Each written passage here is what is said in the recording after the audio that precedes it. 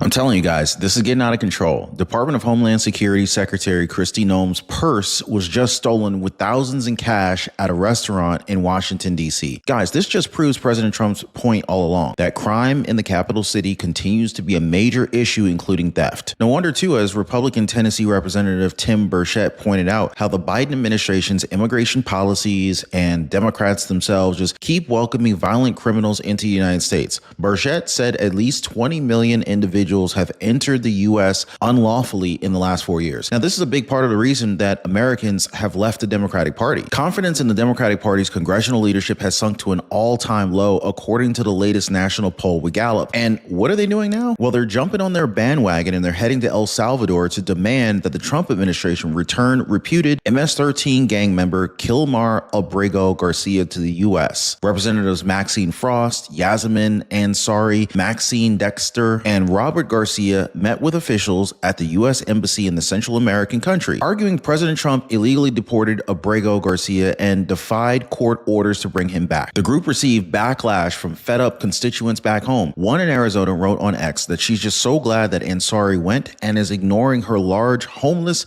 and veteran population back in CD01. Another one noted, how about you do your job in Oregon? Nobody cares what an El Salvador man is doing in El Salvador's prison. This is why you guys lost in November. You learned nothing. President Joe Biden brought at least 8 million illegal immigrants into the United States through an assortment of semi-legal programs. Now, President Donald Trump is seeking to do the will of the American people by deporting them. But the Democrats' tooth and nail legal fight against him shows that keeping them in the country forever was always their plan. Is it so that they can have more voters? Who knows? But seriously, guys, it's just a total mess. I mean, just look at the economy. Just look at the messed up situation with student loans. Officials explained that they're worried that the student loan portfolio, it's headed toward a fiscal cliff if we don't start repayment in collections. Now, of course, we got the Biden administration to thank for that. So now the Department of Education under President Trump is set to resume collections on defaulted federal student loans in May for the first time since 2020. Yeah, the adults are back in power now, and there's nothing Democrats can do but throw a tantrum. Just like this man who confronted Representative Nancy Mace at a makeup shop. Watch. The New York Times,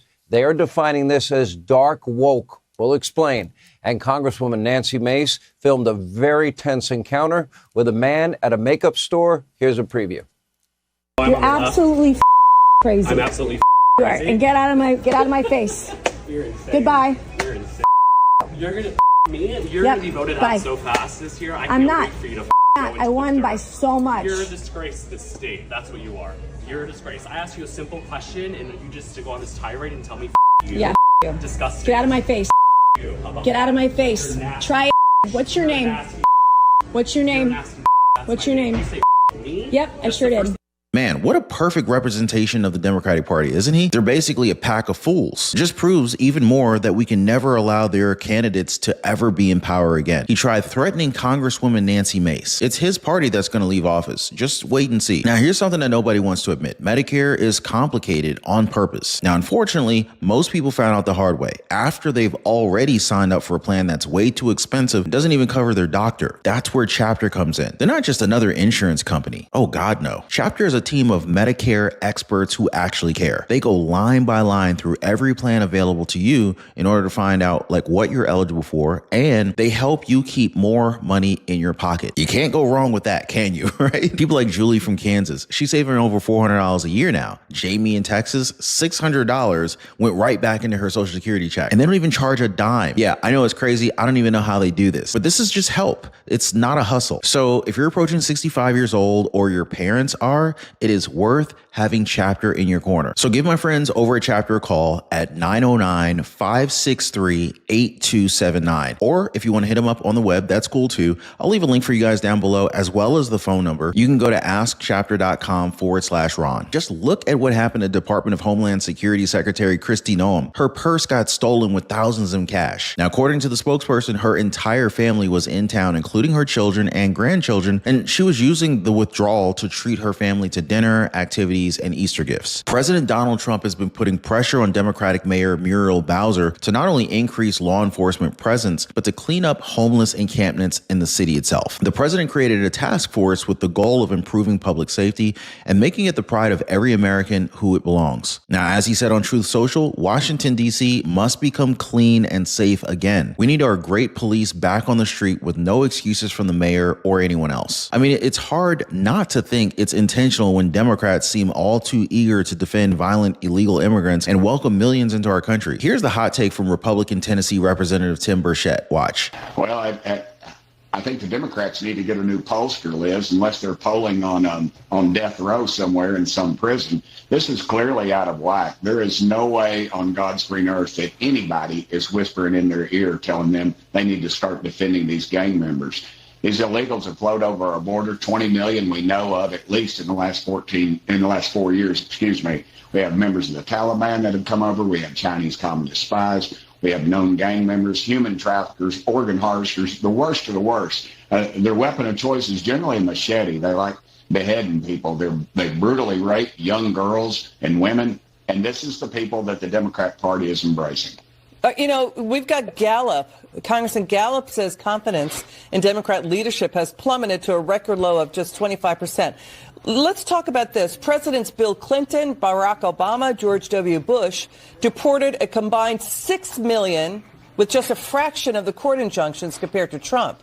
About 3/4 of the deportations under Obama's 2 terms bypassed and went around immigration court hearings and judicial oversight.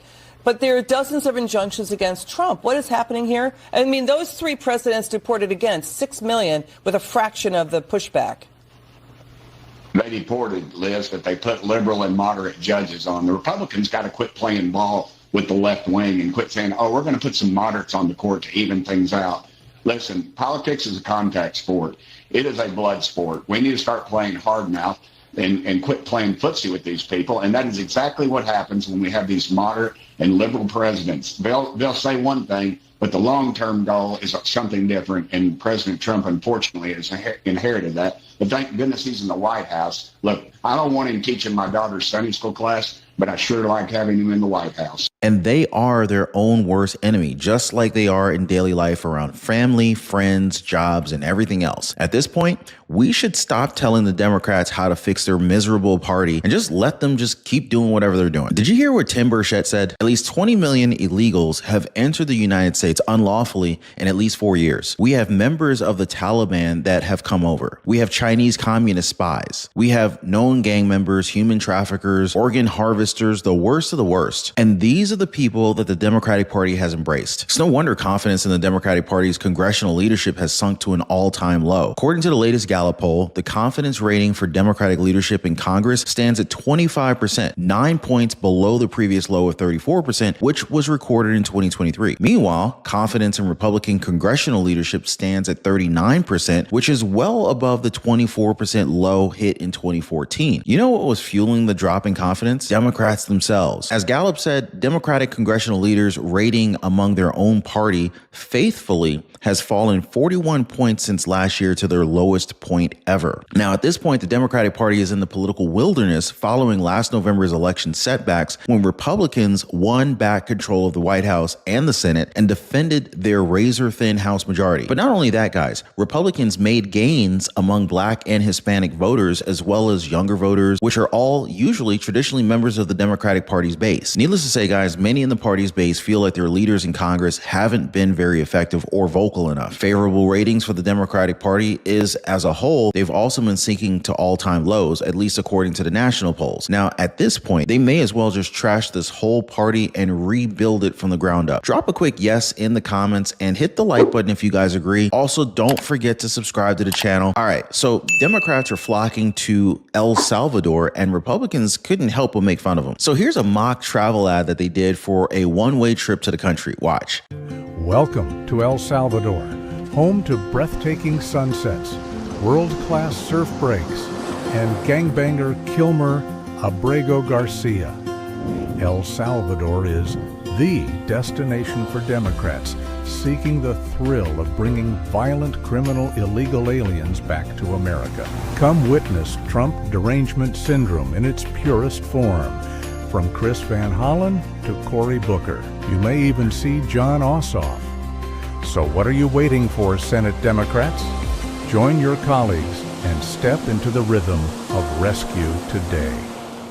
I mean, seriously, they may as well just stay there for all the good that they're not doing for the American people here. They didn't learn from Senator Van Hollen's taxpayer-funded meeting with Abrego Garcia last week. Representatives Maxwell Frost, Yassamin Ansari, Maxine Dexter, and Robert Garcia had to follow and leave their constituents behind. Now, as the White House said in an ex post, these jet-setting Democrats are prioritizing a deported illegal immigrant, MS-13 gang member, over the Americans that they represent. And the people agree, as the group received all sorts of backlash from fed up constituents back home. As a matter of fact, I read a comment just recently in one of my previous videos, and someone was saying like, hey, what's up with all of this like selective outlash or selective backlash that these Democrats are showing? Where was the backlash shown from these Democrats when the American by the name of Brittany Griner was stuck in Russia? Where was the backlash then? Where were the Democratic Party members flying to Russia to help bring her back home? It's rather interesting. You see, it's a pattern with these people. President Biden has brought in at least 8 million illegal immigrants through a patchwork of loosely legal programs. Now that President Trump is trying to deport them, something a majority of voters actually support, Democrats are pulling every legal and political lever that they can to stop him. Judges like James Boasberg and Indira Tawa, they have gone so far as to order deportation flights turned around mid-air and blocked efforts to end so-called temporary protected status for hundreds of thousands of migrants. I mean, where were these judges when Biden was bending or outright ignoring immigration law to let millions in? For 4 years, the courts looked the other way while the administration just kept the border wide the heck open. And now suddenly they're obsessed with due process and legal nuance. But if every single one of Biden's 8 million migrants gets a full set of hearings,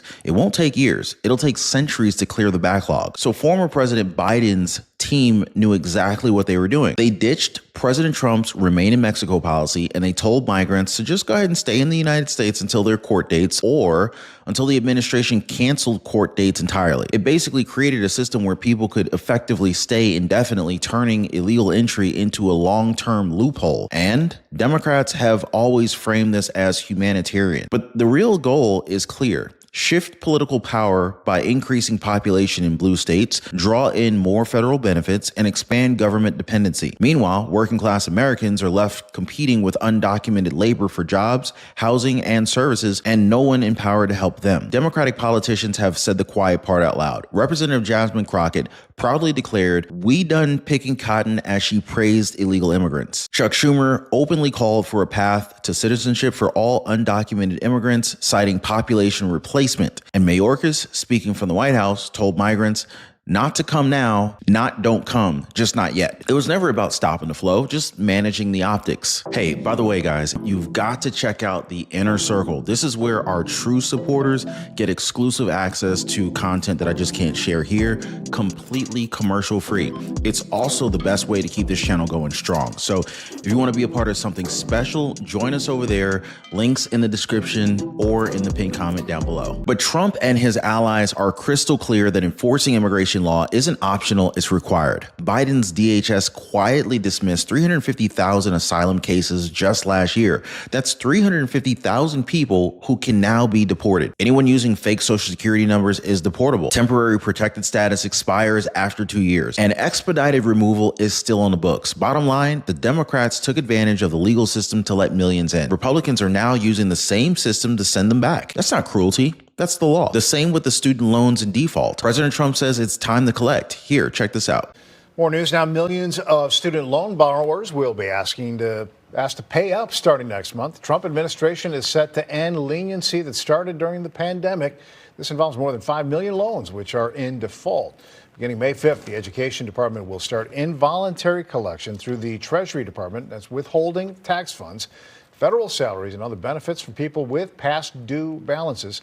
After a 30-day notice, the department will also begin garnishing wages. Pay back the money you borrowed. It doesn't have to be this big of a deal. Hey, a lot of us did, right? As President Trump's administration officials said, the pause has gone long enough. The result has been the federal government student loan portfolio has continued to grow, and we've got a record number of borrowers that are at risk of or in delinquency and default. In fact, only 40% of the borrowers are up to speed on their loan repayments, and while the remaining 60%, they're behind. They counted 4 million borrowers who are in the late stage delinquency stage on payments, meaning that they're between 91 days and 180 days late on payments. And the Trump administration believes that American taxpayers can no longer serve as collateral for student loans. Student loan debt must be paid back. The policy takes effect May 5th, which just so happens to be Cinco de Mayo. So this is just a couple of days away if you think about it. Definitely something to keep an eye on for future updates, right guys? But let me know what you guys think. Do you think that we're on the right track as a country under President Trump? Drop a quick yes or no in the comments. Let's get a conversation going. Also, check out our recommended videos that are about to pop up here. Don't forget to hit the like button and subscribe. We'll see you next time.